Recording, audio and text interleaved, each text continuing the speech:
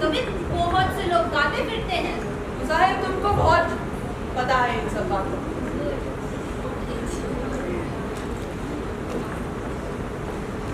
तुम क्या गा रहे थे? एक कविता मालिक वही गा रहे हैं। और ये कविता तुम्हें किसने सिखाया? सिखाया तो किसी ने नहीं मालिक, तो एक दफे कबीरदास के मुख से सुना तो कंठ हो गया। क्या तुम इस कबीरदास के और भी कविता जानते हो? दो तीन ही जानते हमारे पास, ज्यादा तो नहीं। और सुनाओ। अच्छा मालिक, वही महादेव वही मोहम्मद ब्रह्म आदम कहिए, वो हिंदू को तुर्क कहावे, एक जिमी पर रहिए, वेद की देव पढ़े वे कुतबा, वे मुल्ला वे पांडे, जोगी जोगी नाम धरायो, एक माटी अच्छा बस, बहुत हुआ।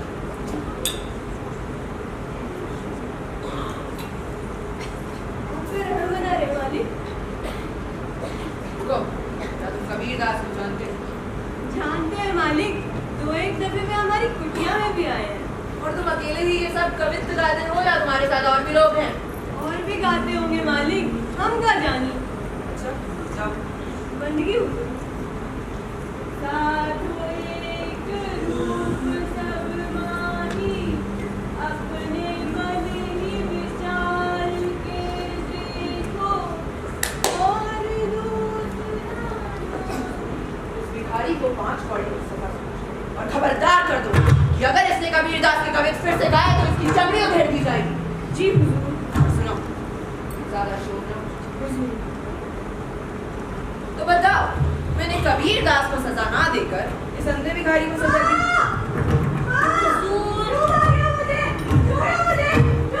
मैंने कहा था ज्यादा शोर ना हो। बताइए। क्योंकि इसको कहते हैं हिकमत से काम लेना।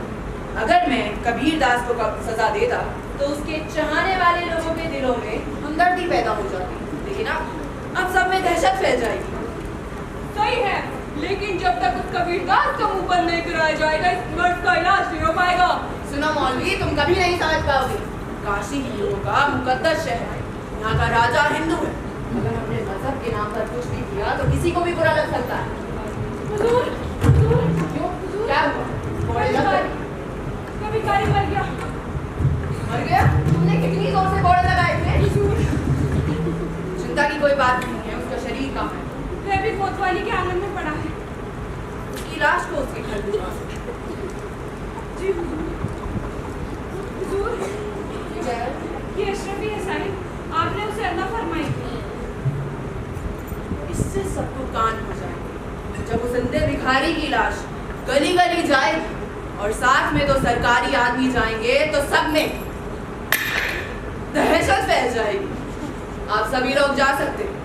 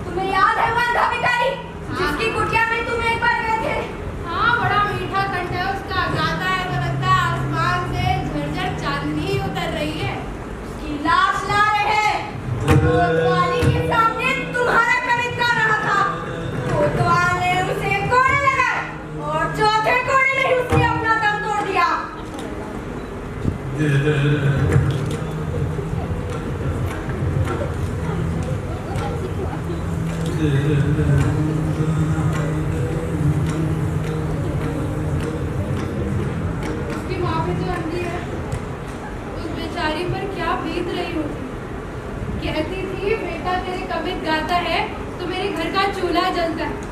अब मेरे कवितों के कारण अपना बेटा ही खो बैठी। सेना, हाँ कहो।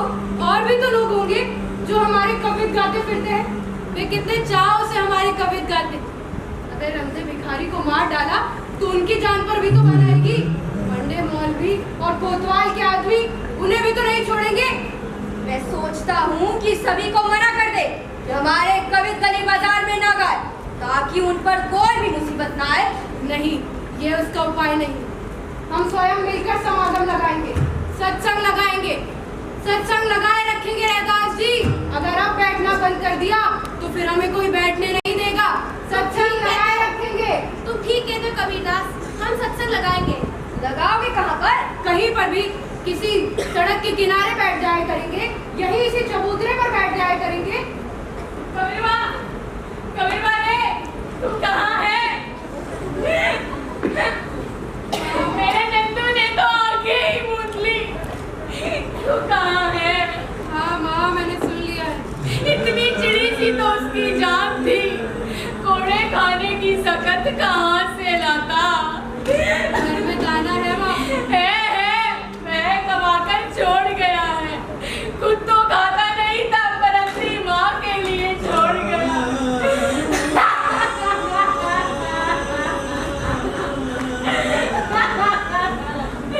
मैं भी तेरे कवित गाऊंगी नंदू बेटा, गली गली तेरे कवित गाऊंगी। तुम्हारे कोड़े पड़े माँ।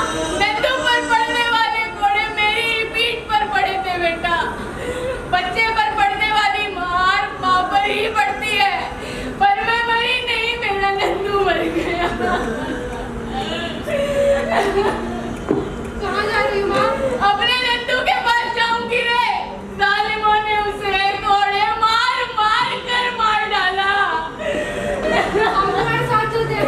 तुम यही ठहरो कबीरदास, हम माई को छोड़ा। चली जाऊंगी रे, मेरे नंदू को मार डाला। कबीरदास, अगर हमने सत्संग लगाया तो मुल्ले पंडे हमें छोड़ेंगे नहीं, हाकिमों को भी बुरा लगेगा। तो मैं यह सोचता हूँ, हम इनको अपने साथ क्यों बैठाएं? हमारे कारण इन पर मुसीबत क्यों आए? तुम किसे रोकोगे बीपा? तुम्हारे साथ दुखी जन तो सभी आएंगे। जिस दिल को तुम्हारी बात बुरी लगेगी वह जरूर आएगा। तुम रोक भी कैसे सकते हो? पंडे मौलवी उन्हें भी नहीं छोड़ेंगे।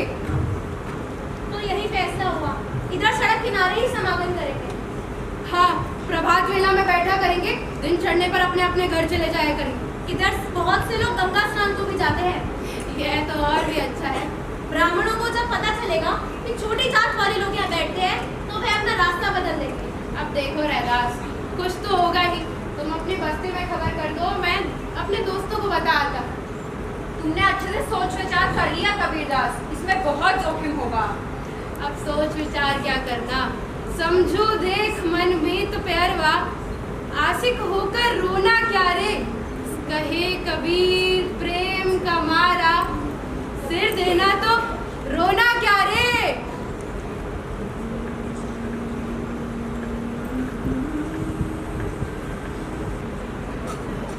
अरे लो, इधर तो बात जब सभी पहले से बैठे हैं। हमें लगता है आने में देर हो गई। आज ही हमें कुछ दीक्षा मिली। कहाँ? यही पंचगंगा घाट पर।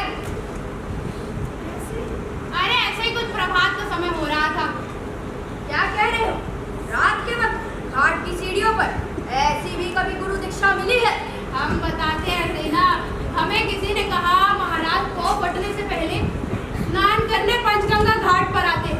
हमने कहा हम तो पहुंच जाएंगे। हम पहुंच गए। रात पड़ते ही हम वहाँ सीढ़ी डालकर पसर गए और चादर ओढ़ ली। सीढ़ियाँ बड़ी संकरी थी, पर अब क्या कर सकते हैं, महाराज से गुरु दीक्षा जो लेनी थी। बस वो वहाँ से गुजरे और हमारा पाँव उनसे टकरा गया और हमारी गुरु दीक्षा हो गई। फिर बस वही हुआ, वहाँ से महाराज गुजरे तो उनका पाँव हमसे टकराया, हमारी गुरु दीक्षा हो गई। अब वो स्वयं तो जानते भी नहीं थे कि कबीर नाम का कोई जुनाहा भी है जिसे उन्होंने गुरु दीक्षा दी। हम तो पहले भी उन्हें निहारा करते थे और अब भी निहारा करेंगे। मैंने उनके नूर को देखकर कहा, लाली मेरे लाल की जित देखूं तित लाल, लाली देखन मैं गई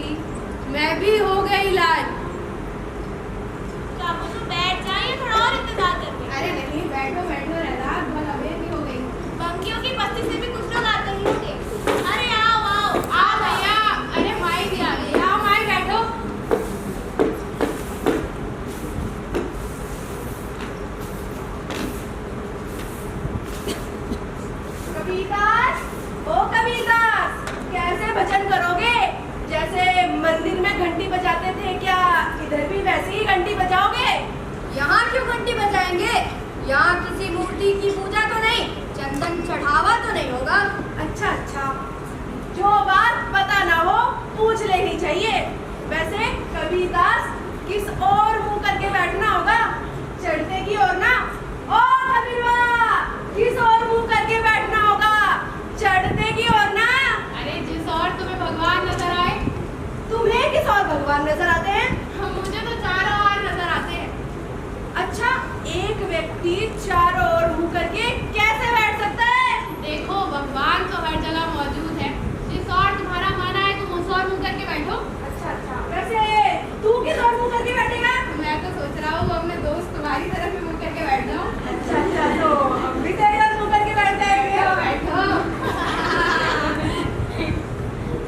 तुम भी अपना कैंची उतरा लाए। तो यही पास ही में तो बैठता हूँ। कल पता है दक्षिण के एक जजमान आए थे, मैं उनके सर पर उस्तरा चला रहा था, तभी अचानक मुझे चौहाई आ गई और मेरे मुंह से निकला या अल्लाह। वह तड़प कर खड़ा हो गया और भागता हुआ मुझे गाली देता हुआ अपनी धोती समेटी और गंगा जी अरे नाराज जी, कोई बात आया क्या? सूझा तो, पर हम भी कर लेंगे। जात बियो जी करम बियो चा, ओझा का सब हमार। नीच से प्रभु उच्च किए हैं, कहे रैदास जमार। अब तुम कुछ सुनाओ कबीरवा। गाता हूँ मुख कहाँ ढूंढे बंदे, मैं तो तेरे पास में। ना मैं देवर ना मैं मस्जिद, ना काबे कैलाश में। ना तो कोनो किया करम में, ना ही हो गराग में। ना तो कोनो किया करम में, ना ही हो गराग में। मुझको कहाँ ढूंढे बंदे, मैं तो तेरे पास में। मुझको कहाँ ढूंढे बंदे, मैं तो तेरे पास में। मुझको कहाँ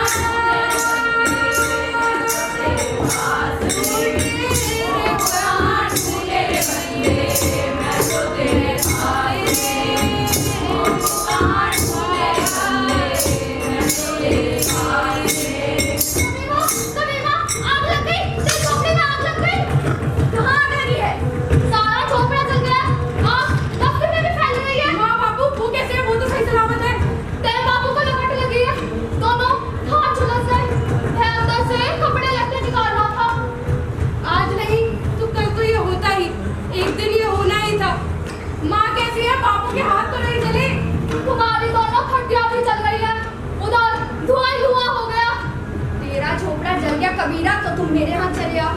तेरा अपना ठिकाना तो है नहीं सेना, तू हम 3 जनों को कैसे रख पाएगा? बस्ती के बहुत लोग हैं, उनका बहुत सहारा है हम पर, वो हमारा ख्याल रख लेंगे ना रैदास जी। हम तुम कबिर लगाए रखेंगे, गाते रहेंगे, वरना हमें कोई बैठने नहीं देगा। कबीर भैया, हम हर तरफ तुम्हारे साथ हैं। हम नहीं चाहते कि तुम्हारे ऊपर एक आंच आए, पर ये मजहबी और हाकिम लोग हाथ धोके तुम्हारे पीछे पड़े, ना जाने कल को क्या कर बैठे। हसीरा हसी हसी कंत न पाइए, जिनि पाया तिन रोई। हसी हसी ही हरी मिले, तो न दुहागिनी कोई। चलो कबीरा भाइयों, सत्संग टूटना नहीं चाहिए। कल भी हम मिलेंगे यहाँ पर। सत्संग टूटना नहीं चाहिए, सत्संग बनाए रखो। मुझको कहाँ ढूंढे बंदे, मैं तो तेरे पास में। ना मैं देवर ना मैं मस्जिद, ना काबे कैलाश में। ना तो कोनो क्रिया कर्म में, ना ही हो गराग में। एक ही रात में महंत के आदमियों ने गोरखपंथियों के 5 आदमियों को मरवा डाला। क्यों? अरे क्यों क्या, यही तो झगड़ा है। महंत नहीं चाहता कि दोनों मठों के दरवाजे साथ साथ हों। दोनों मठों के आसपास की जगह एकदम सुनी पड़ी है। मैं उधर से ही आया हूँ। साधु पर्चे उठा रेडियो में गलियों में खड़े, सीबक कुछ भी हो सकता है। कबीरा, तो ऐसे लोगों को मुंह नहीं लगाना चाहिए। चुप भी तो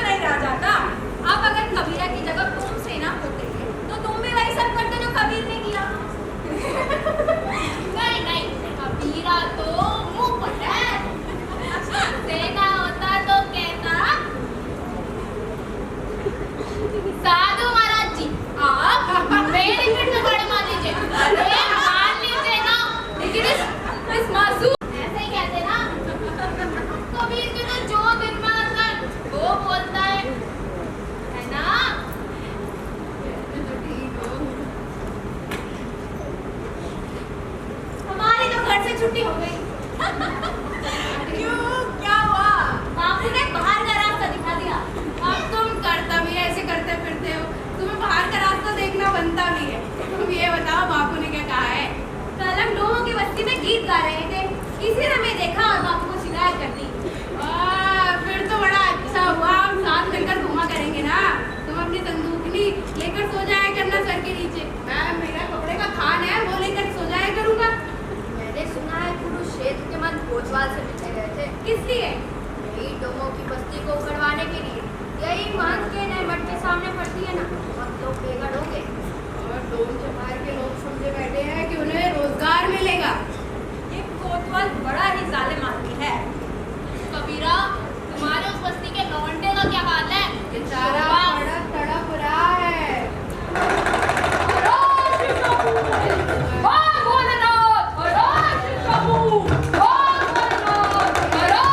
साधु महाराज, नाम लेने की देर थी और प्रकट हो गए। कहिए महाराज, आज किस शिकार पर निकले हैं आप? क्या बोल रहा है बे? इतने कोड़े पड़े फिर भी तेरी अकड़ ठिकाने नहीं आई। महाराज, आप किस चाबुक जो चलाते हैं, कहाँ से इतनी शक्ति आती है आप में? एक अमीनजाद लौंडा, चांडाल का बेटा से दिखाई नहीं देता महाराज की सवारी आ रही है। हम क्या जाने कौन चांडाल और कौन ब्राह्मण? तुम्हें नजर नहीं आता? हम गौर ब्राह्मण है, ब्राह्मणों की 108 जातियों में सबसे ऊंचे। फिर तो आपकी धमनियों में से अमृत ही बहता होगा, पेट से तो तिलक लगा कर निकले होंगे महाराज। बहुत बोल रहा है। चलिए चलिए महाराज, छोड़िए। हाँ, भूल। सुन ब्राह्मण, एके भूत एके मलमूत है, एक चाम एक गुदा, एक जाति है सब उत्पन्ना, कौन ब्राह्मण कौन खुदा। बहुत पापा कर रहा है, अभी बूढ़ देना तो पता भी न चले। चलिए चलिए महाराज, आप अपना काम देखते हैं। मैंने बोला था ना, इन लोगों से कचरा ठीक नहीं है कबीरवा। तुम ठीक कहते हो, माई भी यही कहती है।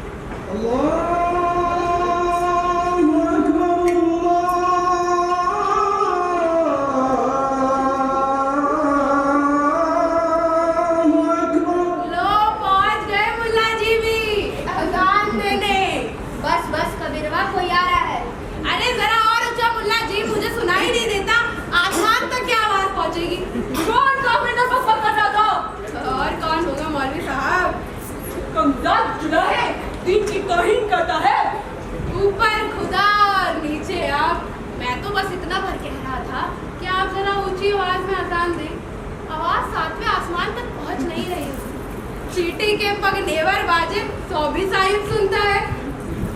तेरी खैर नहीं, तेरे बाप रोने की वजह से हम अब तक चुप हैं। भाई हाथ जोड़ता गिड़गिड़ाता फिरता है और हमें रहम आ जाता है, लेकिन अब दिन तू बचकर जा नहीं पाएगा। हाँ, मैंने कहा था ना कबीरवा।